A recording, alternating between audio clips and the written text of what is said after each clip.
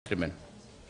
Uh, please accept my congratulations and your extra walking another mile to do something for your fellow men. Meron akong speech dito.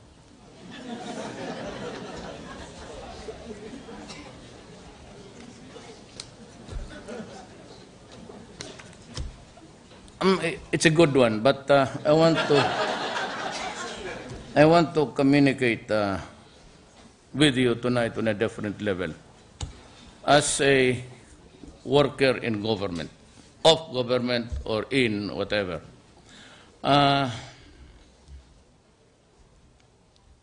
I'd like to repeat my talk with the private sector. May awarding rin kami ngayon, same. Those people who excel in their lives, to walk the extra mile for their fellow men. Alam mo, sa dormitoryo namin noon, there was this anonymous sabi doon, expect to pass through this world but once. Any good, therefore, that I can do, or any kindness that I can show to my fellow creatures, let me do it now. Let me not defer or neglect it, for I shall not pass this way again. So, yun ang ang pagtingin ko sa inyo. That is how I would characterize your virtues in life. It's really a virtue, sacrificing extra time to think of your fellow men, aside from your regular hours. Those are the said virtue that is not present in everybody's soul, spirit. Ang akin kasi dito, itong problema natin ngayon, ito, pang ano lang ito, bla bla bla bla. Tapos, gusto kong prangka-prangkahan na lang tayo. I'd like to talk to you as a government worker. Do not consider me superior to you. Pero pareho lang tayo, binabayaran ng tao. So I talk to you just what a government worker would do to confront the truth. Ito bang problema natin ng bayan? The biggest threat, I would say, in the coming years, it would be terrorism. It's sure to come. By the time the ISIS loses the land base in the Middle East, they would just go everywhere and everywhere. And alam mo, they have this profound statement that they want to establish a caliphate in Indonesia, Brunei, Malaysia, and the Philippines. Yung may mga maraming Muslim. Wala tayong problema dito sa atin. I'm sure that with Noor, he's out of the country, is collecting kanong ano doon, mga suggestions at the mga datos, which he would present to us. But he has agreed to talk. Ang MI naman, we're ready for January. And sabi ko sa kanila, I hope you can finish it at 2017. Or at least kung magkaisa tayo, then we have to concentrate on the economic side of our governance. Ang problema lang sa atin is yung, sabi ko, yung maute pati yung Abu Sayyaf. They do not have that kind of patriotism na yung tinuturo natin sa eskwelahan. Pero frankly, I would tell you that what started in Mindanao was an ISIS or a Abu Sayyaf thing. It was an awakening of their historical heritage. And you know, before Magellan landed, about 100 years earlier, in Sulu, Mindanao, Islam na. I mean, there were already, walang ibang tao doon except the Lumads, yung nasa bukid talaga, na hindi naman bumababa noon. At yung mga hindi inabot ng mga conquistadores. But when they really tried to subdue Mindanao, nothing happened. Because hindi nila pa mapasok yung loob ng Mindanao. May poste kasi. And the post was itong Islam. So, but okay tayo in the days to come, for as long as they want to talk to us, it's fine. Rather than really fight even a day. Ang dito naman sa mga Communist Party of the Philippines, I'd like to thank them for even agreeing to talk. So by agreeing to talk, we can have the ceasefire, and I hope it would continue until it is really finished to everybody's satisfaction. Na sana, huwag na muna, sinabi ko sa lahat, na everybody listening sa buong Pilipinas, we are covered live, and I would ask the, dandahanan lang muna natin. What really gave rise to this movement in Mindanao was a Muslim, religion, Moro nationalism. Lupa nila. So they were really pushed to the wall and reduced, marginalized lahat ang. But they were in Mindanao first. So that is why, ang pinaka-demand nila ngayon is ang federalism. Yun ang pinaka-beres na. Kasi they tried something else. They want to change it to a state. You cannot do that. We will all die fighting, and we would never have peace in this land. Ngayon, pumayag lang sila ng federalism.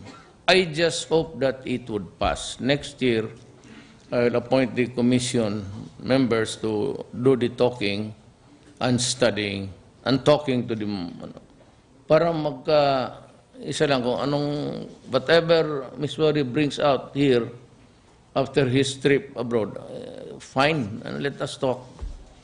Kasi ako, I'm warning you, this is no joke, and I'm not, walang politika dito, I'm not up to anything.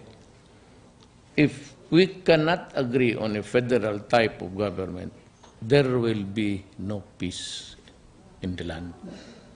And we will just have to pass on this violence.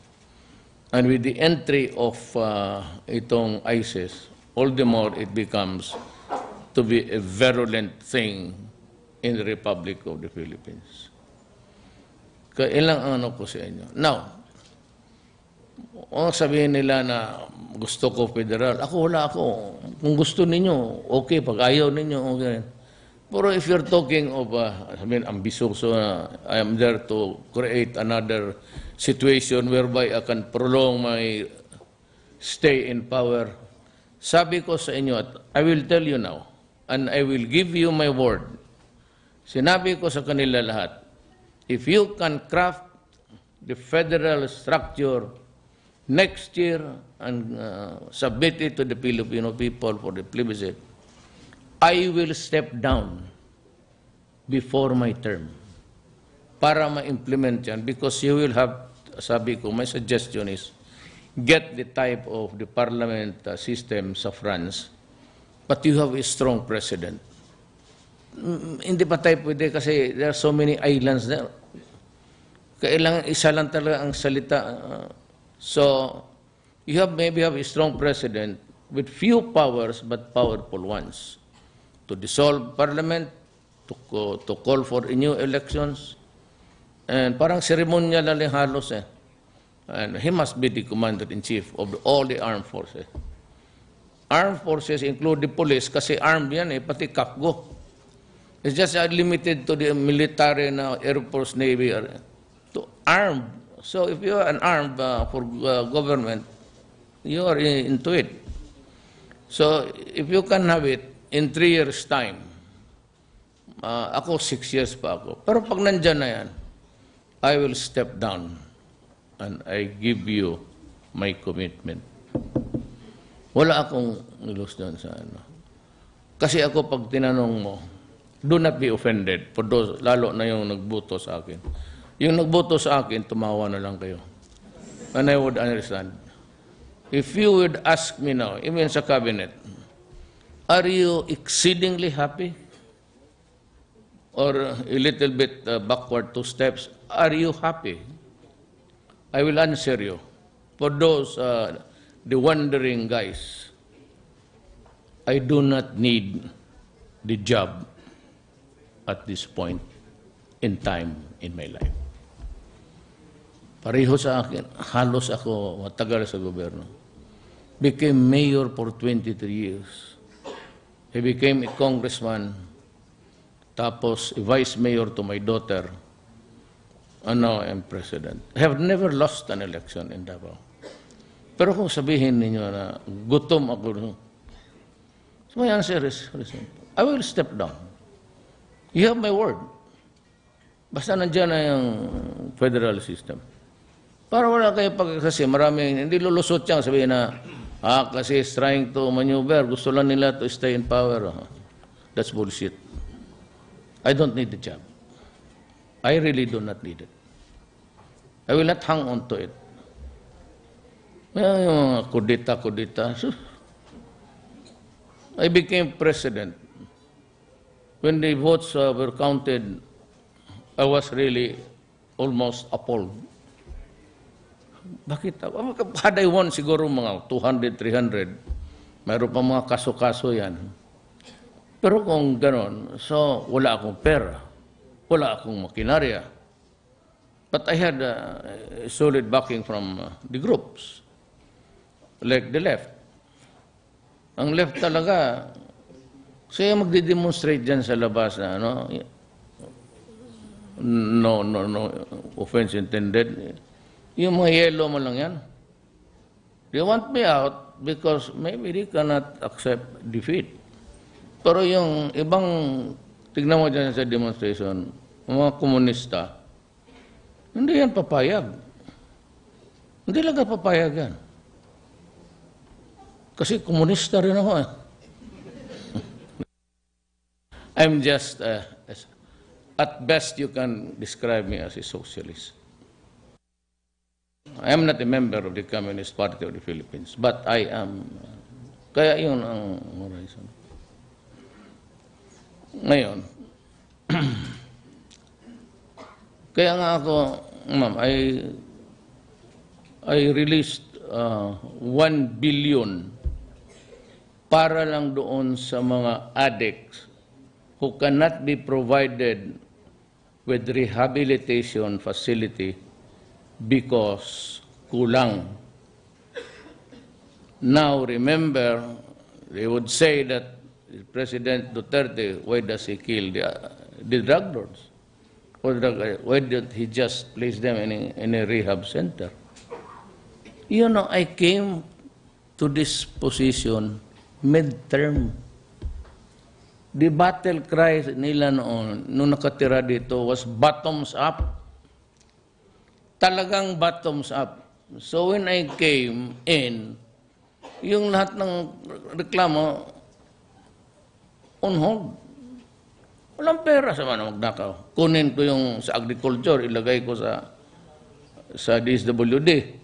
Tapos yung sa DND kay Gina. Magyaw-yaw yun hanggang umaga. So, dapat robbing Peter to pay Paul. Hindi mo pwede yan. So, wala talaga akong magawa. And I was at the butt of all the crucifixions. Kung ano-ano lang sabihin. Sabi ko, hindi kasi nila naintindihan. Pero, I do not want to please my enemies with justification. I don't care if they listen to me or not. Even if I'm telling the truth, ayaw mo marinig. That's always the case because people judge best when they condemn. They do not really hear you out. So yan ang problema ko. But next year, But it was kind of thing na doon sa front. Isang tao lang, kindred soul, Chinese, came here. And he said, I know that you are hard up. Would you allow me to build a facility, a rehab? Wala ko na akong lupa. Sabi ko, saan natin ilagay ito? And he was asking for a certain hectareage. Sabi ko, sa mga military, open up your camp. Allow the rehabilitation, mga health DSWD to enter and para gawaan ng mga rehab. So this guy went to Fort Magsaysay. You know what? He built a structure that can hold 10,000 drug addicts. Natapos siya, 2 buwan lang, all fabricated. Mag-import siya, no? Walang taxes, walang pre-pre taxes, binayaran niya lahat. Itinayo niya, parang prefab talaga. In 2.5 months, meron tayong rehab. Tapos bumalik siya dito, shook my hand, he left. Wala na. I have not heard from him. Yung mga ganon, and like you, but on a different level of vocation. We're trying our best to really do something for the country. Unlike me, a worker, ang problema ko is inabutan ko yung mga drug yan sa panahon ko. Kaya ako passionate na almost obsessed. Kaya 3 million ang sabi ni Santiago. That was the PDEA of about 3 years ago. The incremental increase, really, I would not know how much.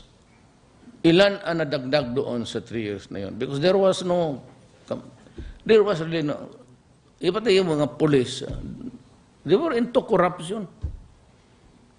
Itong, I said that 7 generals had to fire them because they were tainted with drugs. And so yung bago ako umupo, count the killings before I assumed the office. And you would notice that almost every day there were killings 5, 6, 7.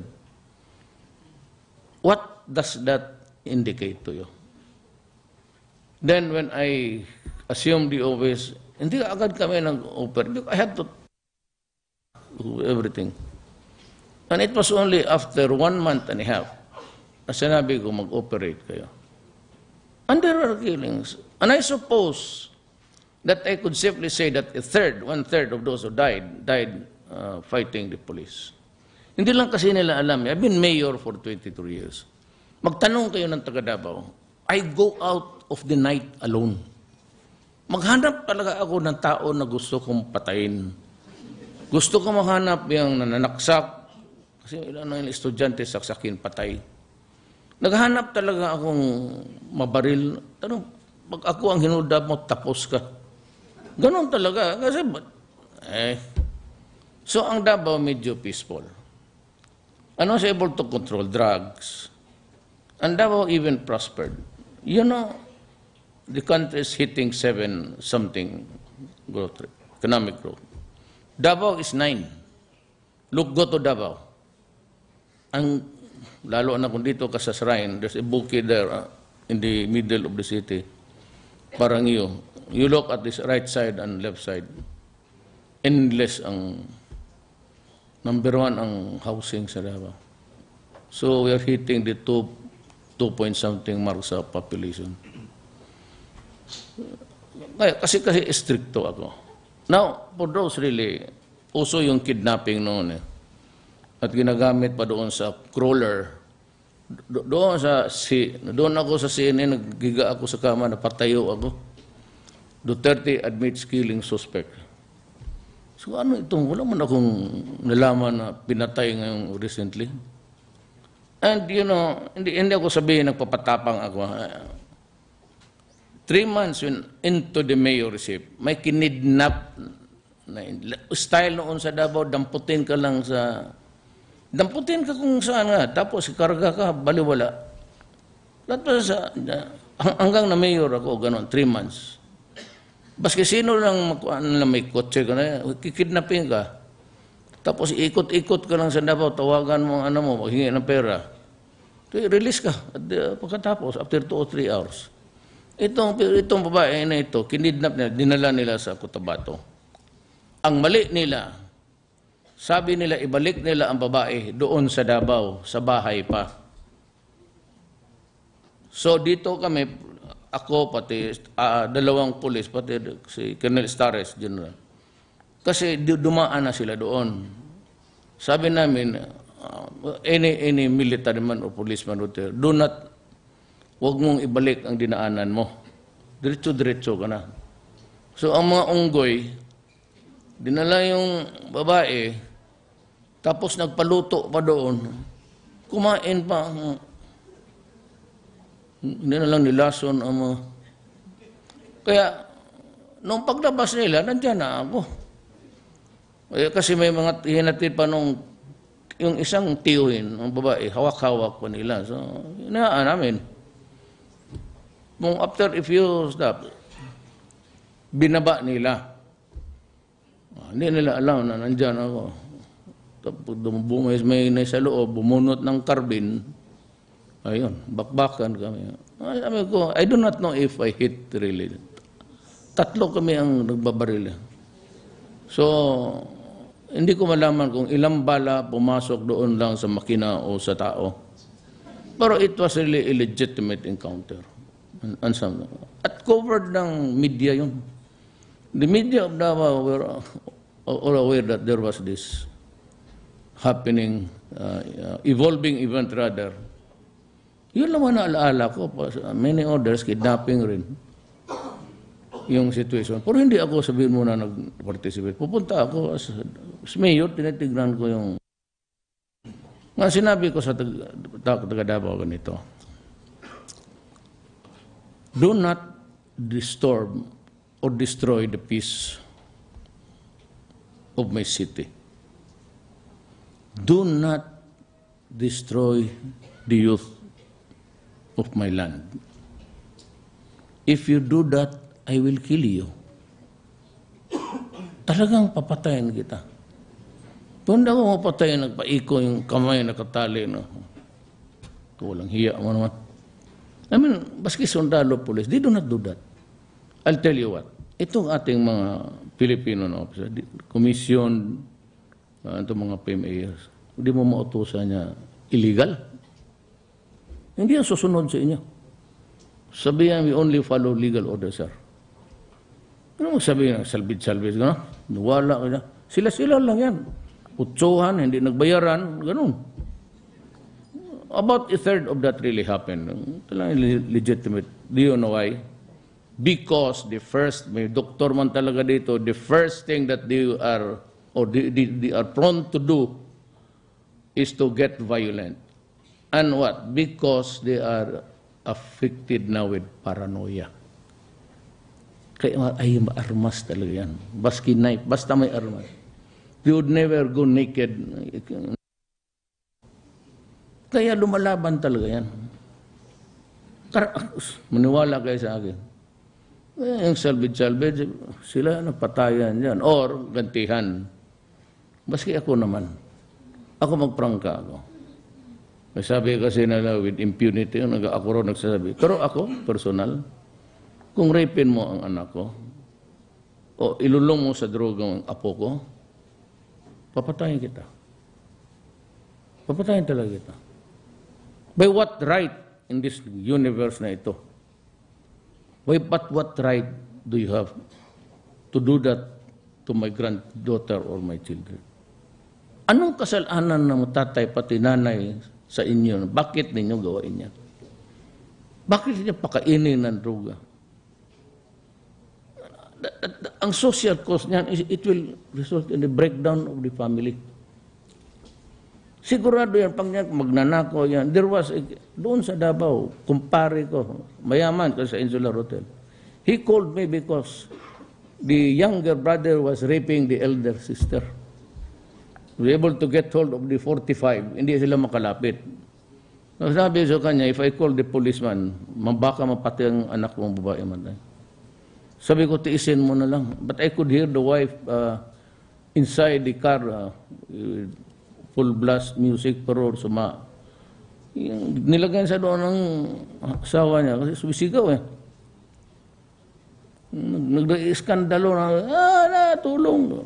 Sabi ko, hayaan mo lang. Tama nga.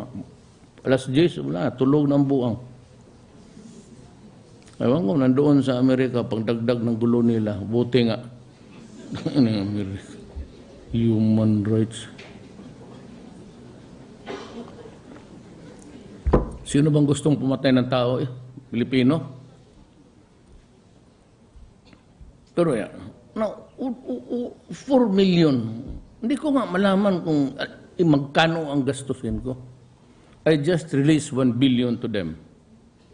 Kasi kailangan na sila ng sedative, tranquilizers, when the monkey starts to play in their back, gumagano na yan. So they had to have a fix. Now, how much are we spending for this industry? How much are we spending? At noon, ang presyo, mura pa, 200. That is one day. Yan, trabahante. 1 month, magkano yan? 6,000?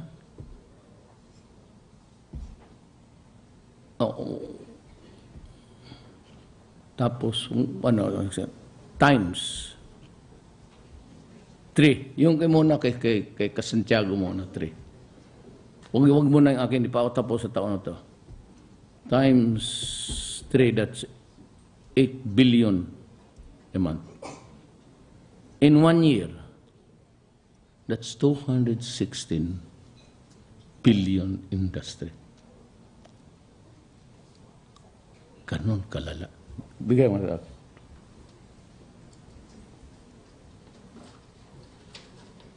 Itong nagdala nito, adik ito puro sa pag-ibig.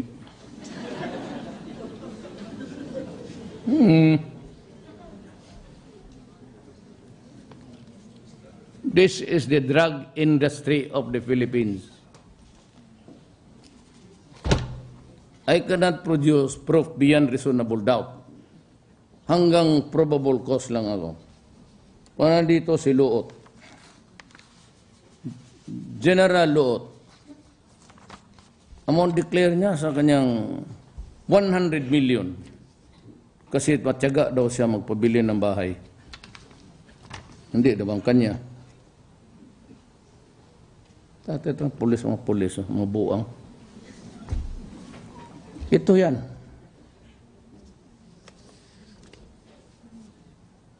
Elected public officials per region.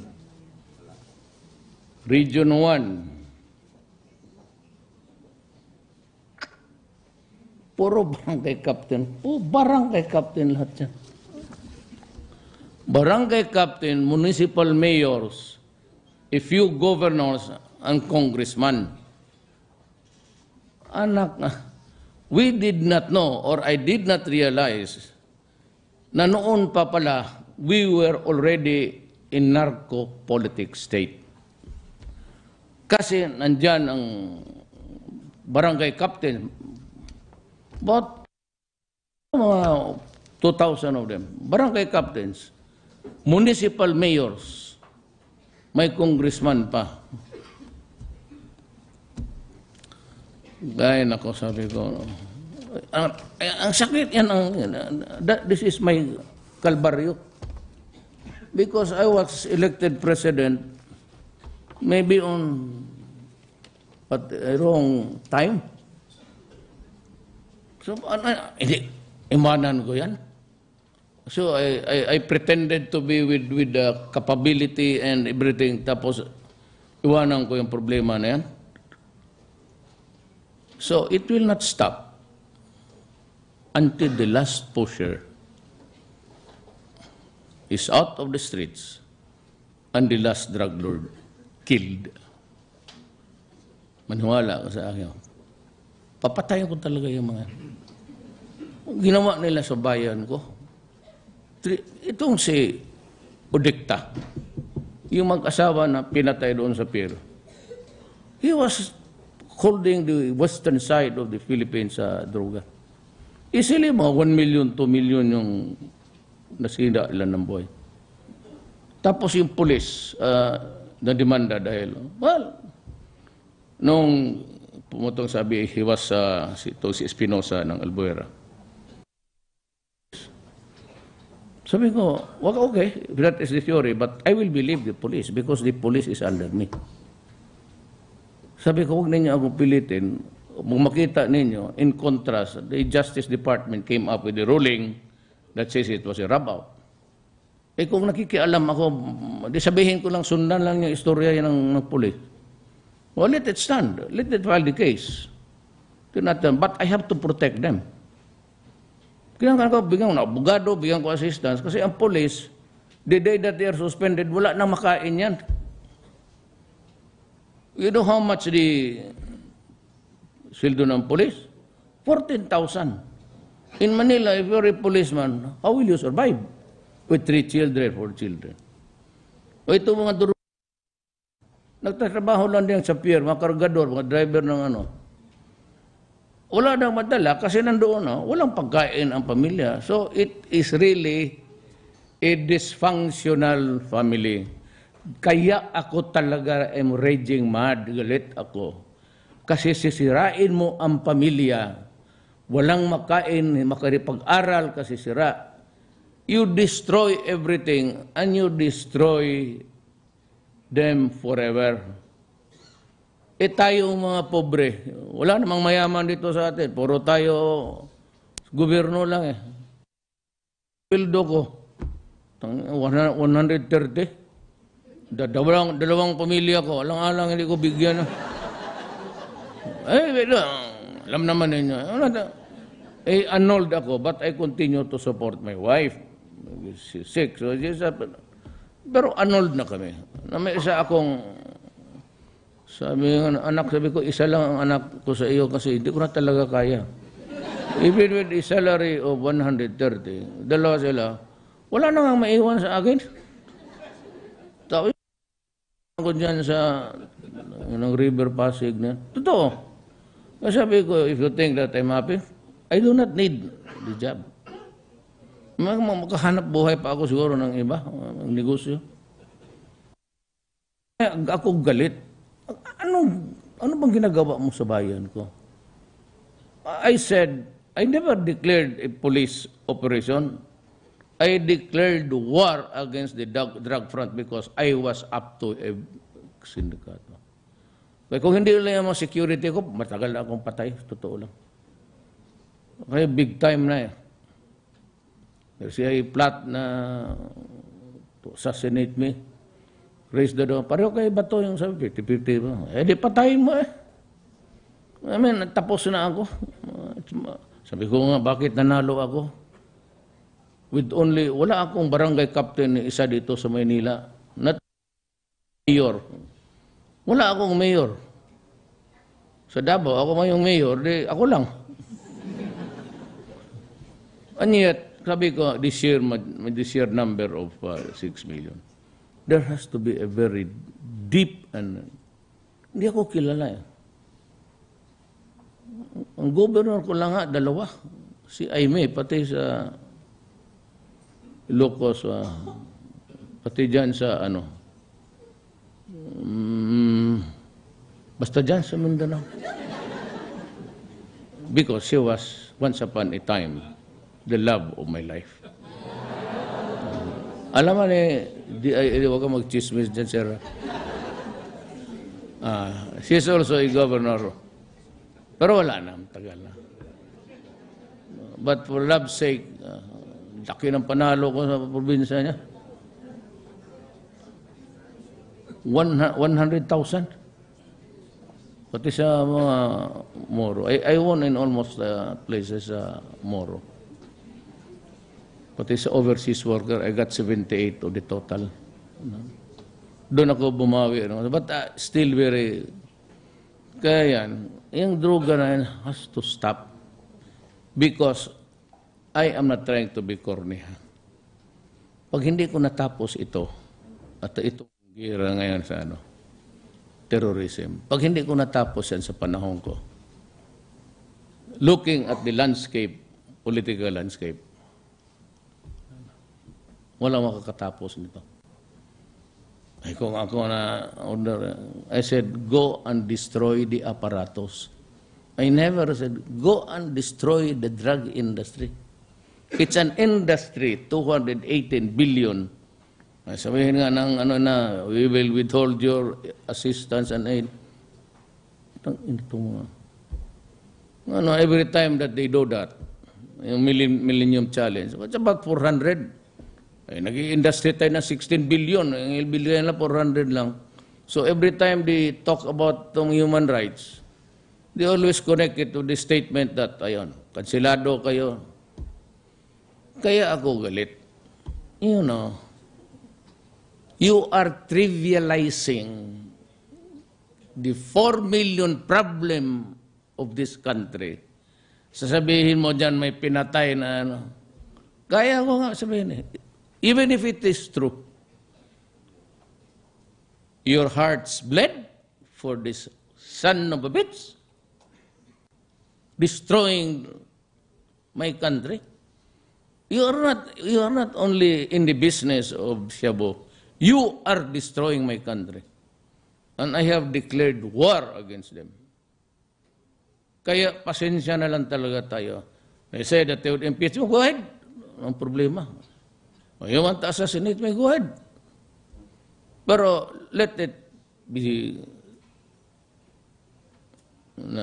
natanggal ako dito sa Malacanang ito na kasi sa graft and corruption.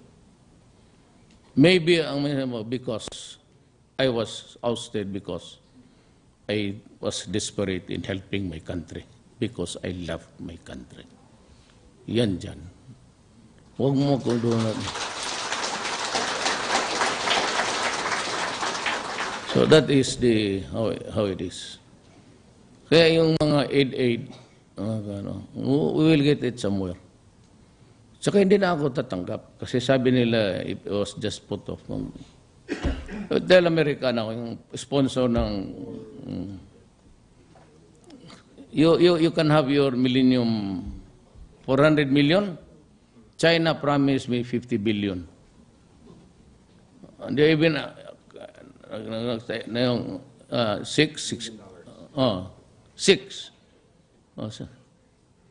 billion available next year. Tapos yung, lahat-lahat na 50 billion. Pati yung trabaho, inasabi ko, hindi man bigyan si Tugadi ng Congress ng pera.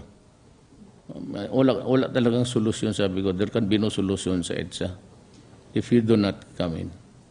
They have agreed. So at least more than mga 50 billion papasok sila. So I thank China. Sa Amerika wala naman akong away except that it's a land of hypocrisy. There are about 40,000 Americans killed every year, drug connected. They supplied arms to those who fought in the cartel. Yung si Oliver North, remember that North that he was sentenced to prison? Yun. Siya yung nagpagador. Siya yung nagbigay ng armas doon sa mga Meksikano.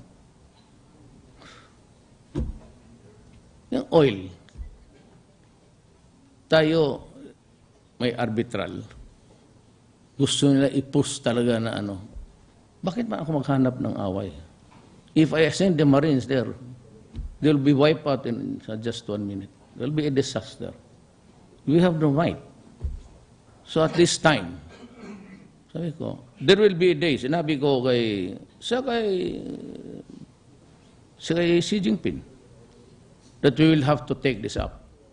But not now because I'm here as a visitor. And yung sabi ko, I cannot talk about it. Kasi labas na tayo, bisita lang ako dito sa inyo. But I will bring this up. And alam na, ang ambassador dito, yung Chinese na. I will bring this up someday, but it will be during my time. That I have this arbitral award, so I have to push it.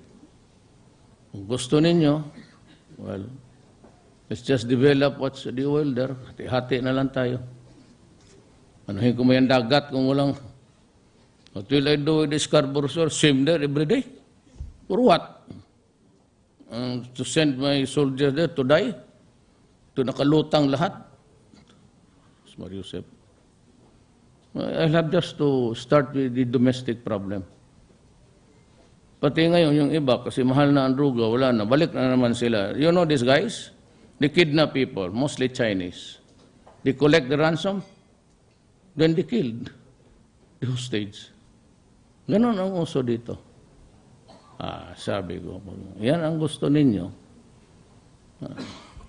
Sabi ko, what you can do, I can 10 times over.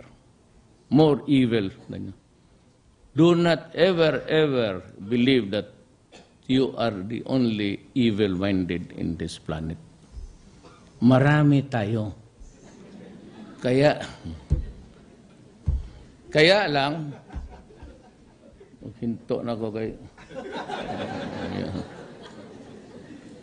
And just a warning. Kasi ganun ang ano. I have tried to save. Maganda ng economy. It's hitting 7. So, huwag na natin sirain and let's just work. No, itong sa drug. Ganito yan eh. May I suggest a way of action? Gusto ninyong hintuin ang patayan o hinto kayo sa drugs? Wala nang patayan. Total, naghinakit lang naman dito yung mga punerarya. Wala tayong pakialam sa kanila. Hintuin lang ninyo yung droga. Kayong nagluluto ng droga. Puta na pag hinto kayo, mag-inabot ng pulis, magbarila naman kayo. Eh, yung pulis preparadong magipagbarila niya. Sila yung nag-a-attack eh. Hintuin lang ninyo yung droga. Good na tayo. Gusto ninyong mamatay, pumasok kayo sa droga. Yan lang. So, I end this up by, maybe also sorry for the raw language, but as I've said, I'm just a worker in government trying to communicate with you kung ano yung basta na ganon, auster. Go ahead. I'm telling you again, if you think that I'm happy, I will answer you. I do not need it at this time of my life. Maraming salamat po.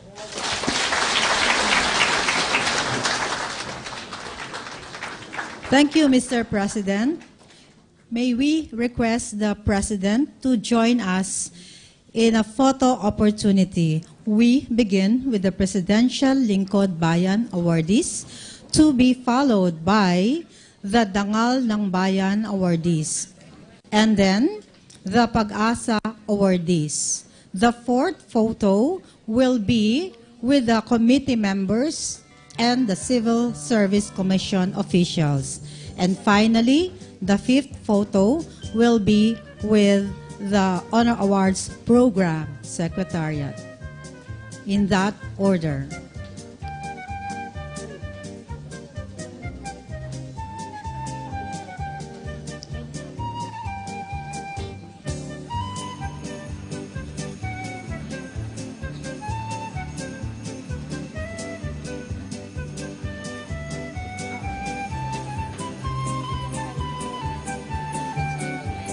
So a photograph is being taken, the President with the Presidential Lingkod Bayan awardees.